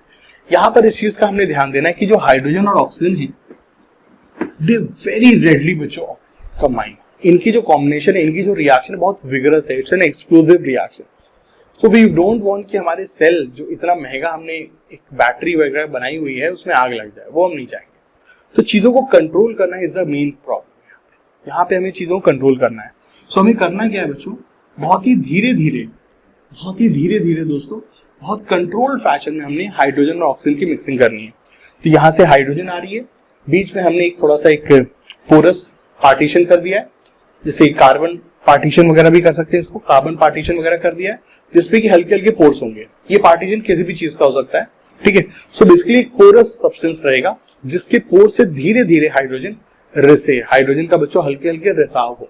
सो बहुत हल्की हल्की हाइड्रोजन यहां से यहां पे पास होगी, बहुत हल्की हल्की ऑक्सीजन यहां से यहां पास होगी, और फिर यहाँ इस बीच के रीजन में, यहाँ इस बीच के रीजन में जहां पे वाटर भी रहेगा, इस बीच के रीजन में बच्चों वाटर एसिड बेस कुछ भी हो सकता है, इस बीच के रीजन में ये हाइड्रोजन ऑक्सीजन कंट्रोल वे में आपस में रिएक्ट करेंगे, ठीक है। तो ये दोस्तों यहां पर सीन रहेगा। The main diagram of this fuel cell is basically a way by which we can control this reaction.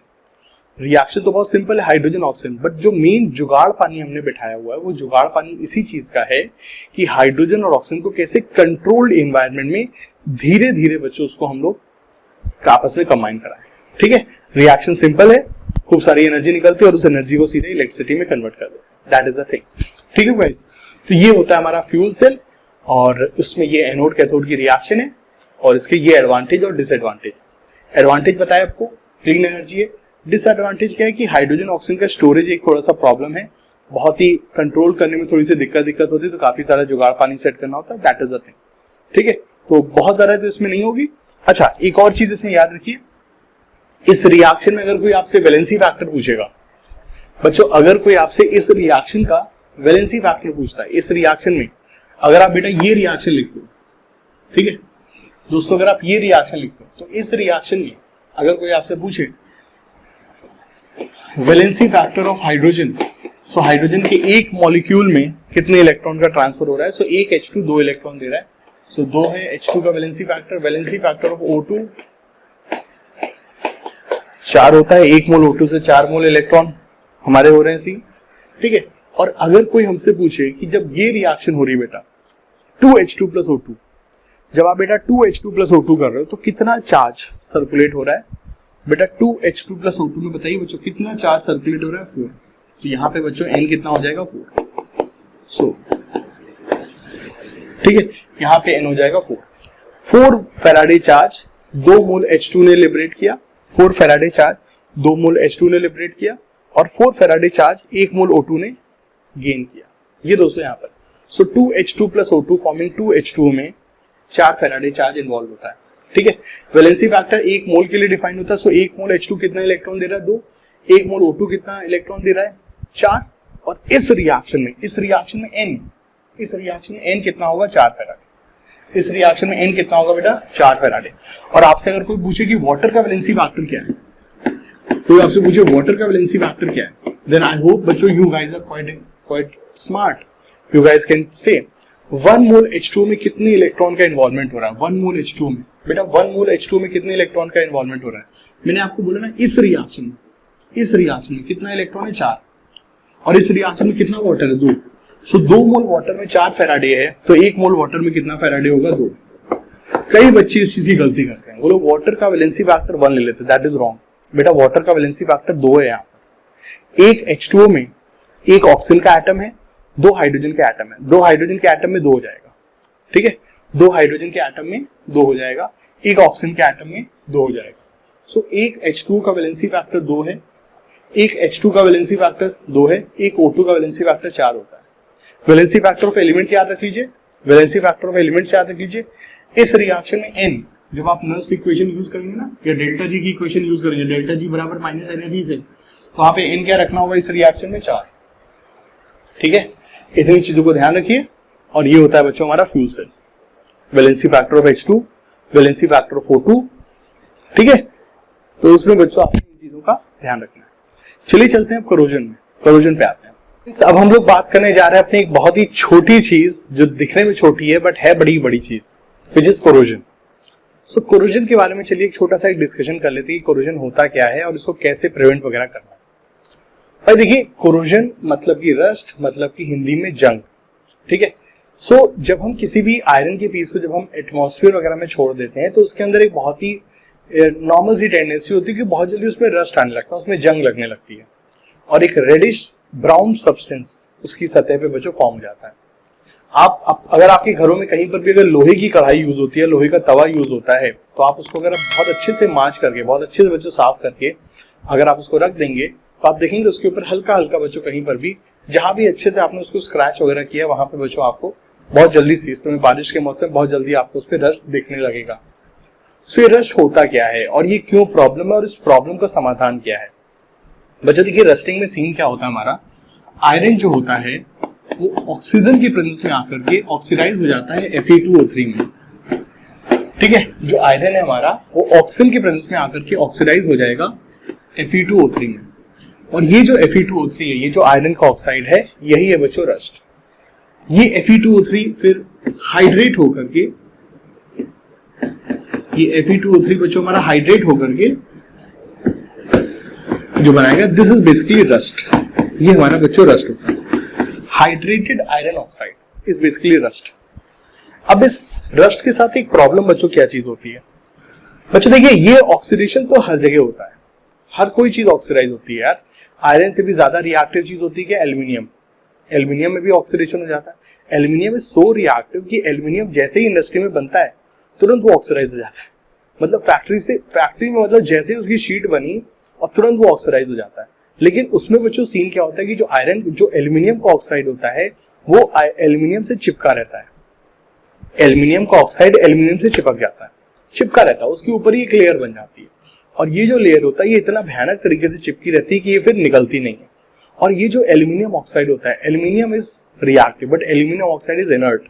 Aluminium oxide is one of the most inert substance in our earth, one of the most inert substance होती है। So aluminium भले ही reactive होता है, लेकिन जब उसके ऊपर oxide की लेयर हो जाती है तो उसके ऊपर प्रोटेक्टिव शीट का काम करती है, प्रोटेक्टिव फिल्म का काम करती है।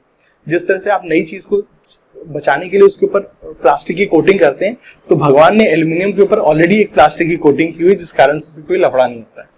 ठीक है, तो एल्यूमिनियम के ऊपर शीट सीन ही होता है। सो एल्यूमिनियम का जो ऑक्साइड होता है वो उसके लिए हमारे लिए अभिशाप नहीं बल्कि एक वरदान है। एल्यूमिनियम का ऑक्साइड एल्यूमिनियम को एसिड, बेस और रस्ट बाकी चीजों से बच्चों बचाता है। ठीक है, तो इसीलिए आप देखते हैं बच्चों बिल्डिंग वगैरह पे एल्यूमिनियम की कोटिंग की जाती है, एल्यूमिनियम की प्लेट्स वगैरह लगाई जाती है ना। कई जगहों पे पुताई होती है, कई जगह एल्यूमिनियम की शीट्स वगैरह लगा दी जाती है फैंसी जगहों पर, क्योंकि एल्यूमिनियम में कभी रस्टिंग का सीन नहीं होता। उसके ऊपर भगवान ने ऑलरेडी रस्ट बना के ही भेजा हुआ है, एल्यूमिनियम ऑक्साइड बना के भेजा हुआ है, और जो कि चिपका रहता है उससे, और प्लस जो कि बहुत इनर्ट और बहुत हार्ड होता है।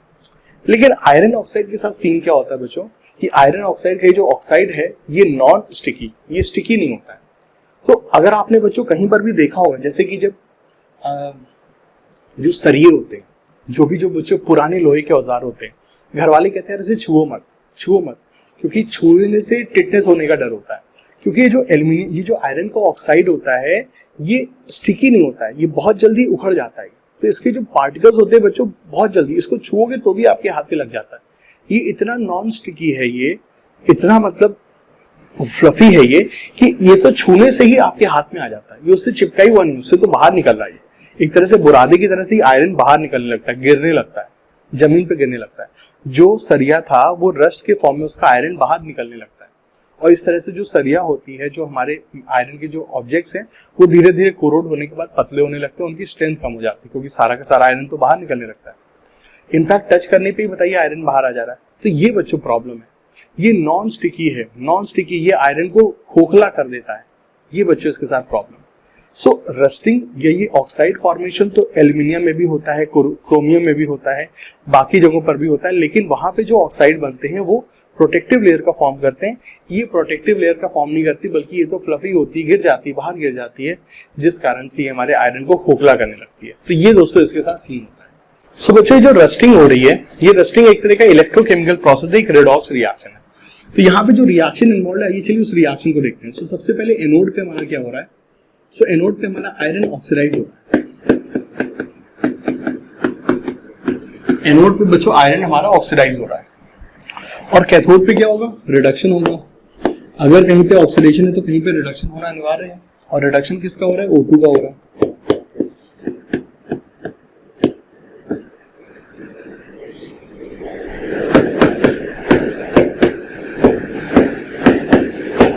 ठीक है, तो O2 में दोस्तों हमारा ये हो जा रहा है, ऑक्सीजन हमारा रिड्यूस हो रहा है और आयरन हमारा ऑक्सीडाइज हो रहा है। और इसी के तहत बच्चों हमारा नेट अल्टीमेटली क्या हो जाता है, इसी के तहत बच्चों नेट हमारा अल्टीमेटली क्या हो जाता है, हमारा फेरिक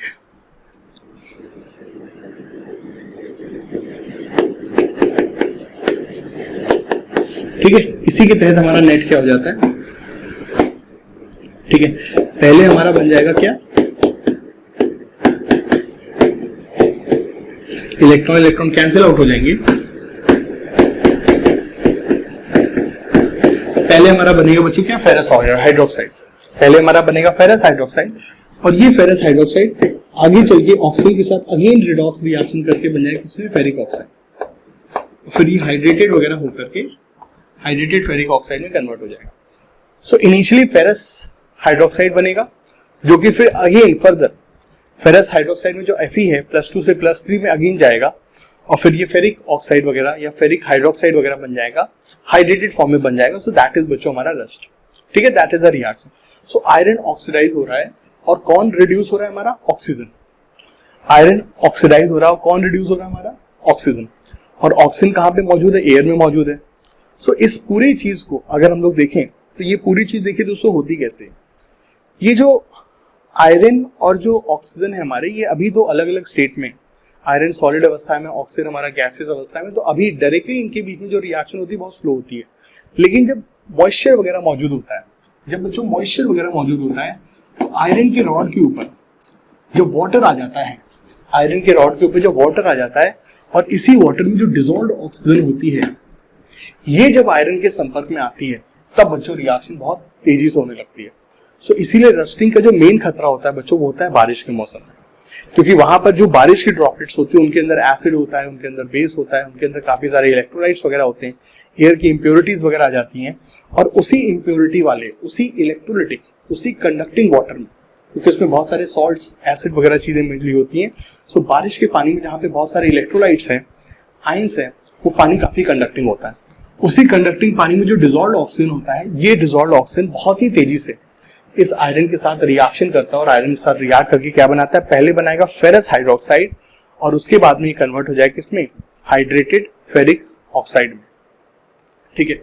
अब ये रस्टिंग के साथ प्रॉब्लम ये है कि ये जो रस्ट होता है हमारा, ये स्टिकी नहीं होता, ये आयरन के साथ बाइंड नहीं करता है, जोड़ नहीं बनाता अच्छे से, उसको लूज कर देता है, उसके साथ उसको उससे अलग होने लगता है आयरन से।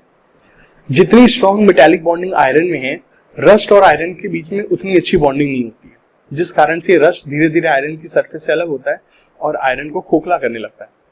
अब इस रस्ट को रोका कैसे जा सकता है? सबसे पहली चीज ये हो सकती है कि आप आयरन और ऑक्सीजन के संपर्क को ही रोक दें। जब अगर आयरन और ऑक्सीजन आपस में संपर्क में नहीं आएंगे, तो इनके बीच में इलेक्ट्रॉन का ट्रांसफर नहीं होगा, और जब तक इलेक्ट्रॉन का ट्रांसफर नहीं होगा, रिडॉक्स रिएक्शन नहीं होगा, तब तक रस्ट नहीं बनेगा। सो सबसे पहला तरीका होता है क्या, कि हम आयरन और ऑक्सीजन के डायरेक्ट कांटेक्ट को रोक दें by applying a coating, by applying a layer. अब ये लेयर आप किसी भी चीज की कर सकते हो, आप लेयर एक पेंट की कर सकते हो। सो पेंट की लेयर करने से सबसे चीपेस्ट तरीका हो जाएगा, हमारा पूरा का पूरा आयरन कवर हो जाएगा, और उसके बाद आयरन और ऑक्सीजन का कोई भी बच्चों कांटेक्ट नहीं हो पाएगा। इसके अलावा एक दूसरी चीज भी होती है हमारे पास, कि हम आयरन को अगर कोट कर दें, अगर बच्चों हम आयरन को कोट कर देते हैं, किससे, हम एल्यूमिनियम से कोट कर दें, हम क्रोमियम से कोट कर दें, जैसे कि स्टेनलेस स्टील वगैरह में होता है। सो क्रोमियम की कोटिंग से क्या होगा, आयरन के ऊपर जो क्रोमियम अप्लाई हो जाएगा, ये क्रोमियम तुरंत एयर के साथ रिएक्ट करके क्रोमियम ऑक्साइड बना लेगा, और chromium oxide is a protective layer. So जो हमको एल्यूमिनियम के साथ एडवांटेज मिल जाता है एल्यूमिनियम ऑक्साइड के लेयर का, वही लेयर हमको क्रोमियम ऑक्साइड के साथ मिलेगा। क्रोमियम ऑक्साइड भी एक तरह का एल्यूमिनियम ऑक्साइड जैसा ही होता है, और उसको बड़े बड़े लोग डिसॉल्व नहीं कर पाते, नाइट्रिक एसिड तक क्रोमियम ऑक्साइड को डिसॉल्व नहीं कर सकता है, तो बहुत ही हार्ड प्रोटेक्टिव लेयर बन जाती है, और ऐसे केस में आयरन हमारा मस्त हो जाता है। ठीक है, तो हम कोटिंग कर सकते हैं पेंट की, क्रोमियम की, ये एक चीज है। एक दूसरी चीज बच्चों यहाँ पर तरीका हो सकता है सैक्रिफिशियल कोटिंग, सैक्रिफिशियल प्लेटिंग, या फिर सैक्रिफिशियल कैथोड टाइप का जो सब्सटेंस होता है उससे। तो सैक्रिफिशियल इलेक्ट्रोड का कंसेप्ट क्या होता है, सैक्रिफिशियल कैथोड का बच्चों कंसेप्ट क्या होता है, इसके बारे में आपको बताता हूं। देखिए, आयरन ऑक्सीजन के साथ कंबाइन कर रहा है बच्चों, आयरन हमारा बच्चों देखिए आयरन ऑक्सीजन के साथ कंबाइन कर रहा है, आयरन ऑक्सीजन के साथ इलेक्ट्रॉन का लेन देन कर रहा है। आयरन इलेक्ट्रॉन दे रहा है, ऑक्सीजन इलेक्ट्रॉन ले रहा है। अगर आयरन इलेक्ट्रॉन देगा तभी वो ऑक्सीडाइज होगा, अगर आयरन इलेक्ट्रॉन देगा तभी वो ऑक्सीडाइज होगा। अब अगर मान लीजिए हम आयरन के साथ किसी एक दूसरे एलिमेंट को भी जोड़ देते हैं जो आयरन से पहले ऑक्सीडाइज हो जाए, हम आयरन के साथ एक दूसरे एलिमेंट का भी संपर्क बना दें और जो कि आयरन से ज्यादा रिएक्टिव है, तो ऐसे केस में क्या होगा? ऐसे केस में बच्चों जो एयर है, जो ऑक्सीजन है, वो पहले किससे इलेक्ट्रॉन लेना चाहेगा? रिएक्शन में कौन पहले पार्टिसिपेट करेगा, कौन पहले ऑक्सीडाइज होगा? बच्चों पहले ऑक्सीडाइज होगा कौन? हमारा मोर रिएक्टिव मेटल। सो मोर रिएक्टिव मेटल आयरन की तुलना में पहले ऑक्सीडाइज होगा, और वो अगर पहले ऑक्सीडाइज होगा, मोर रिएक्टिव मेटल अगर बच्चों पहले ऑक्सीडाइज होगा, तो उसके सेक्रीफाइस करने से आपका आयरन बच जाएगा। आयरन के संपर्क में मौजूद एक मोर रिएक्टिव मेटल आयरन की प्रेफरेंस में पहले ऑक्सीडाइज होगा, और उसका जब तक ऑक्सीडेशन होता रहेगा तब तक आयरन हमारा बचता रहेगा। सो एक तरह से आप बलि दे रहे हैं बच्चों, एक तरह से आप बलि दे रहे हैं आयरन को बचाने के लिए एक दूसरे मेटल की, और ये हमारा बच्चों हो जाता है सैक्रिफिशियल इलेक्ट्रोड वाला केस हो जाता है। इस केस में होता क्या है, हमारे पास लेट्स से बड़े बड़े ब्रिजेस बन रहे हैं, हमारे पास बच्चों बड़े बड़े लेट्स से आयरन ट्रैक्स बन रहे हैं, तो हमने उन आयरन ट्रैक्स, उन बड़े बड़े ब्रिजेस या उन बड़े बड़े आयरन की पाइपलाइन के अंदर एक छोटा सा वायरिंग के द्वारा एक जिंक का भी हमने पीस वहां पे डाल दिया। लेट्स से बच्चों हमारे पास ये ग्राउंड है और इसमें बच्चों एक बहुत बड़ी आयरन की पाइपलाइन जा रही है, तो हमने क्या किया बच्चों, इस आयरन की पाइपलाइन के साथ एक छोटा सा वायर कनेक्ट करके यहाँ पे एक जिंक का भी एक पीस डाल दिया, जिंक का टुकड़ा डाल दिया। अब चूंकि आयरन और जिंक में जिंक इज मोर रिएक्टिव, इसका ऑक्सीडेशन पोटेंशियल आयरन से अधिक है, तो ये पहले ऑक्सीडाइज होगा, और अगर ये ऑक्सीडाइज होगा तो आयरन ऑक्सीडाइज नहीं होगा, क्योंकि पहले ये मोर रिएक्टिव मेटल हमारा पहले ऑक्सीडाइज होगा। तो जब तक ये ऑक्सीडाइज होता रहेगा तब तक आयरन बचा रहेगा, और जैसे ये पूरा का पूरा जिंक ऑक्सीडाइज हो जाएगा तब हमें इस जिंक को रिप्लेस करके एक दूसरा जिंक का पीस डालना होगा। सो बेसिकली आपको कॉन्स्टेंटली इसको रिप्लेस करते रहना होगा, और इसके जिंक के पीसेस को रिप्लेस करते करते आप अपनी बड़ी बड़ी आयरन की पाइपलाइंस को आप लोग बचा सकते हैं। तो इसमें बस एक छोटा सा एडवांटेज यही होता है कि आपको समय समय पर अपना जो सेक्रीफाइस है उसको चेक करना होता है, जो सेक्रीफिशियल इलेक्ट्रोड है उसको बार बार रिप्लेस करना पड़ता है, लेकिन इस तरह से आपके बहुत बड़े बड़े डैमेज बच्चों बच जाते हैं। लेट्स से एक साल में आप एक बहुत बड़े ब्रिज को रस्ट बचाने के लिए लेट्स से आप 2 किलो जिंक की सेक्रीफाइस कर रहे हैं, तो उसमें कोई बहुत बड़ी चीज नहीं है, लेकिन समय समय पर इट नीड्स रिप्लेसमेंट। ये होता है बच्चों हमारा सेक्रीफिशियल इलेक्ट्रोड का case. So we can go for galvanisation, zinc की कोटिंग कर सकते हैं, ठीक है, आयरन के ऊपर जिंक की कोटिंग कर सकते हैं, टिन की कोटिंग कर सकते हैं, हम लोग आयरन के ऊपर कोई प्रोटेक्टिव मेटल की कोटिंग कर सकते हैं, पेंट कर सकते हैं, और या फिर इस तरह से सैक्रिफिशियल मेटल हम आयरन के साथ एक दूसरा मोर रिएक्टिव मेटल दे देंगे। अब जब मोर रिएक्टिव मौजूद है तो आयरन का ऑक्सीडेशन रुक जाएगा, मोर रिएक्टिव मेटल का ऑक्सीडेशन होगा, और इससे आयरन का रस्ट बनने से हमको रुक जाएगा। तो ये बच्चों कुछ तरीके होते हैं जिनसे कि हम लोग चीजों को रोक सकते हैं। So you just need to prevent this reaction. अब इस रिएक्शन को प्रिवेंट करने के लिए पहला तरीका क्या था, पेंट, जिसमें कि आयरन और ऑक्सीजन के संपर्क को रोक दे, और दूसरा तरीका क्या था बच्चों कि हम लोग आयरन से पहले किसी और बंदे का हम लोग ऑक्सीडेशन करा दे, तो जिससे कि आयरन का ऑक्सीडेशन रुक जाएगा। So somehow we want to prevent this reaction, और इस तरह से हमारा सारा का सारा केस होता है। ठीक है, तो इसी के साथ बच्चों ये वीडियो खत्म करते हैं और मुलाकात करते हैं अगले वीडियो में, जो हम लोग अपनी ऑर्गेनिक केमिस्ट्री को शुरू करेंगे। ठीक है, thank you very much, bye bye, take care.